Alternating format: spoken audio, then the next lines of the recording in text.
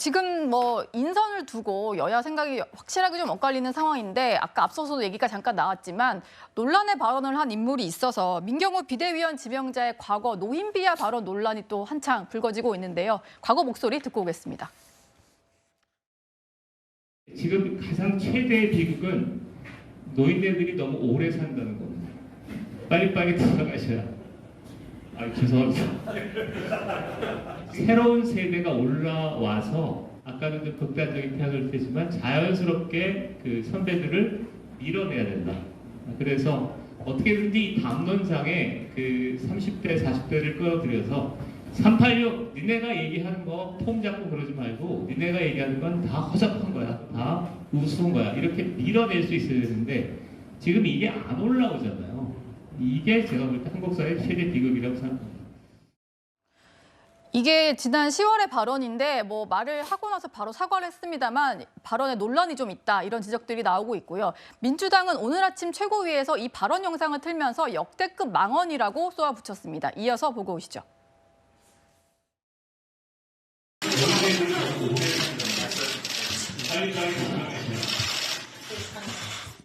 역대급 노인비하 망언을 뱉었습니다. 한동훈표 인사참사 시즌2 컨셉은 망언입니까? 그저 민주당 공격에만 혈안이 되어 대신 막말해줄 망언 아바타를 찾은 것입니까? 한동훈 비대위의 인사참사 시즌2는 상대 혐오와 갈라치기가 아닐지 매우 우려됩니다. 방금 보신 게 이제 민주당 최고위에서 직접 이제 회의장에서 상영한 영상 그리고 그 이후 이어지는 발언 들으셨고요. 일단 어제 그 노인 비하 발언 논란에 휩싸인 민경욱 지명자 같은 경우에는 곧바로 사과 입장을 냈습니다. 젊은 세대 역할론을 강조하다 보니까 나온 발언이다. 그리고 바로 이제 그 당시 해당 방송에서도 곧바로 죄송하다는 사과를 했었다 얘기를 하고 있는데요. 하지만 대한노인회에서는 민경욱 지명자는 사퇴를 하고 그리고 한동훈 위원장은 사과를 해야 된다 이렇게 성명까지 내고 있어요. 성치훈 부의장님이 보시기에 이 정도의 어떤 그 지명자의 직접 사과, 국민의힘에 좀 이어지는 사과로 좀 수습이 될 것 같습니까? 안 될 것 같습니다. 예. 좀 더 적극적인 모습을 보여주셔야죠. 만약에 당사자가 사과했고 앞뒤 맥락을 살펴보면 그렇게 비하의 의도가 담기지 않았다라는 식으로 얘기를 한다면 그거야말로 한동훈 위원장이 말했던 여의도 사투리 쓰는 거죠. 여의도의 기존 정치인들이 저런 일이 일어났을 때 어떻게 변명을 하고 어떻게 대응을 했는지를 똑같이 밟아가는 거라고 보거든요. 예. 근데 저는 그것보다 저는 과거의 발언보다 더 문제인 거는 지금 발언하고 있는 것들도 문제라고 봅니다. 그러니까 민경욱 비대위원도 그렇고 한동훈 비대위원장의 수락연설도 그렇고 지금 어쨌거나 국민의힘이 비상 상황이어서 비대위가 들어선 것 아닙니까? 그럼 여당이 왜 비상 상황에 왔는지 그럼 여당에 대해서 제대로 진단하고 쓴소리할 수 있는 사람들이 구성이 되어야 되는 건데 지금 면면을 보면 민경욱 의원도 그렇고 야당에 쓴소리 하시던 분들이거든요. 예. 지금 국민의힘의 위기가 운동권 정치 때문에 위기가 왔습니까? 저는 그렇게 보지 않거든요.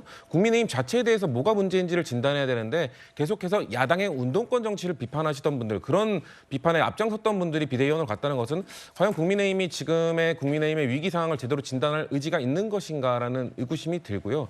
그렇기 때문에 한동훈 위원장이 과연 이런 비대위원 구성을 갖고 본인이 말하는 저는 운동권 정치 청산이라고 말했는데 지금까지 보여진 거는 운동권 정치인 청산입니다. 왜냐하면 방식이 운동권 정치를 그대로 답습하고 있어요. 제가 알고 있는 사람마다 운동권 정치를 어떻게 생각할지는 조금씩 다를 것 같은데요. 예. 제가 이해하고 있는 운동권 정치는 그 민주화 운동을 하셨을 때 이 군사 독재 정권이라는 거악을 설정해놓고 그들과 강렬하게 싸우는 그런 식의 정치, 그 정치를 민주화 이후에도 뭔가 항상 거악을 설정하고 악으로 설정하고 그거에 대해서 항상 호통치고 이런 정치의 모습을 보통 국민들이 운동권 정치라고 봐왔거든요. 근데 한동훈 비대위원장이 지금 말하는 거 보면 수락연설도 그렇고 다 보면 운동권이라는 거악을 설정해놓고 그 거악을 어떻게 청산할 것인지 그 메시지만 있어요. 예. 새로운 보수. 보수가 어떻게 나가야 될지 그런 비전을 보여주지 않았고 거악을 설정하는 딱 운동권 정치, 운동권 레토릭을 쓰고 있거든요. 그렇기 때문에 저는 한동훈 비대위원장이 말하는 게 운동권 정치인 청산을 말하는 것이지 방식은 그대로 답습하고 있지 않는가? 저런 메시지, 저런 프레임을 짜는 모습을 보면서 국민들이 과연 한동훈 비대위원장이 정말 옛날 방식인 운동권 정치 방식을 타파하고자 하는구나라고 이해할지 그냥 예. 운동권 정치인 특정 몇 명에 대해서만 공격하는 건지 것으로 이해할지 저는 국민들께서는 전자로 이해하지 않을까 그렇게 생각하고 있습니다. 어제 대한노인회에서 성명을 내다 보니까 한 번 더 과거 발언 논란으로 좀 소환된 분이 있는데요. 바로 김은경 전 민주당 혁신위원장입니다. 과거에 김은경 전 위원장이 노인 비하 발언 논란으로 곤혹을 치른 적이 있었는데요. 그 목소리 듣고 오시죠. 아이가 이런 질문을 했어요. 엄마, 왜 나이 드신 분들이 우리 미래를 막 결정해? 그러는 거예요. 자기 나이로부터 여명까지 비례적으로 투표를 하게 해야 된다는 거예요. 그 말은 되게 합리적이죠. 우리들의 미래가 훨씬 더 긴데 왜 미래가 짧은 분들이 똑같이 1대1 표결을 하냐는 거죠, 투표권을. 우리나라 천만 노인을 대표해가지고 꼴대기로 하나 때리고 이래야 우리 노인들이 분이 불릴 것 같으니까 정신차려라고 정신차려 진정성을 갖고 사과도 하고 다시는 일이 없도록 하고.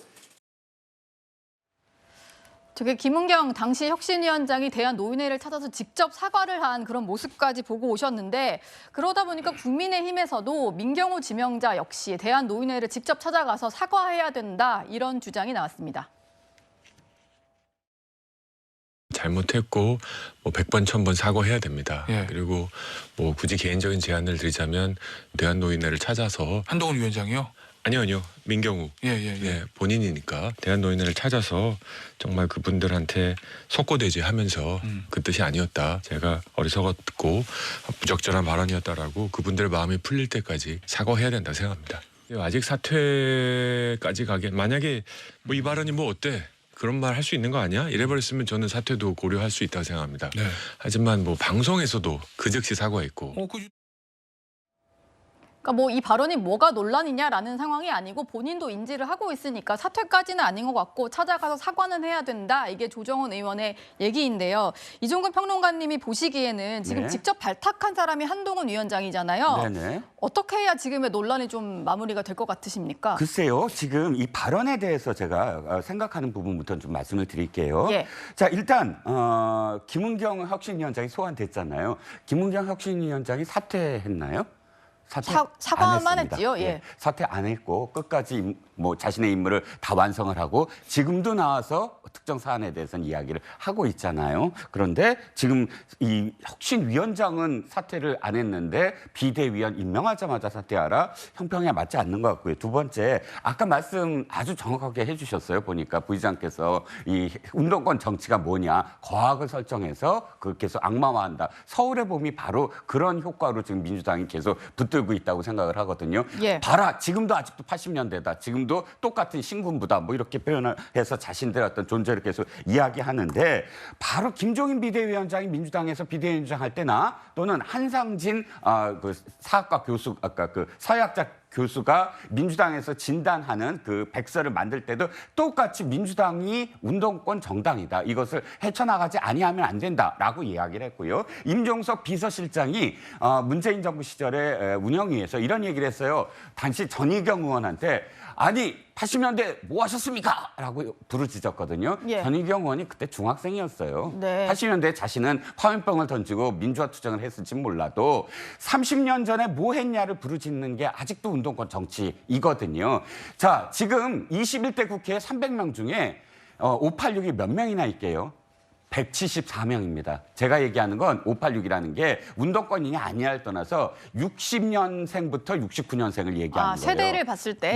예. 자, 특정 세대가 58.1%를 차지하는 건 역대 어떠한 정당에도 없었어요. 이게 중앙일보의 그 2020년도에 나온 기사입니다. 그러니까 제가 드리는 말씀은 뭐냐면 586 너무나 지금 장악하고 있고 너무나 오랫동안 자신들의 기득권을 버리지 않고 있어요. 그렇기 때문에 한동훈 비대위원장이 표현한 건 저는 굉장히 적확하다고 생각을 해요. 586이라는 세대, 이 두 분도 사실은 586 세대 정치인들이 물러나지 아니하면 민주당이라는 정당에서 사실 포션을 차지하기 힘들어요. 예. 그렇기 때문에 이 정당만이 아니라 선한 영향력으로 민주당까지도 당에도 세대 교체를 해야 되는 어떤 당위가 있다는 것이죠. 그래서 이 표현을 뭐 운동권식이다라고 이야기하기 전에 이 함의가 무엇인지를 민주당에 어떻게 적용시킬 것인가를 생각하셔야 이 두 분의 미래도 민주당에서 꽃을 피우지 않을까라는 생각입니다. 뭔가 청산보다는 세대 교체 뭐 이런 설명을 좀 해주셨고요.